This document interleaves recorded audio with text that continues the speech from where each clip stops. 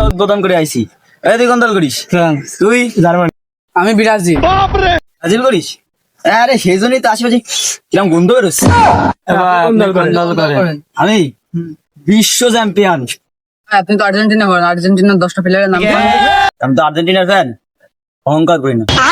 10টা প্লেয়ারের নাম কইছি, 10টা জন্য আমার জন্য তো কমে যায়, তাতে আমি 5টা প্লেয়ারের নাম করছি। তাহলে আপনি 5টা প্লেয়ারের নাম কোন? প্রথমেই আমার পছন্দের প্লেয়ার, আর্জেন্টিনার শ্রেষ্ঠ প্লেয়ার, সেরা প্লেয়ার, তার কথা না বললেই নয়, প্রথমেই নেইমার। তারপরে Kushtia Ronaldo, Donald Trump. 4 number খেলার সেরা অলরাউন্ডার সাকিব আল হাসান। 5 নাম্বার কিন্তু আমাদের শহীদ কাকা। এগুলো কোনো না কোনো পর্যায়ে তো প্লেয়ার। তা শহীদ কাকা কি?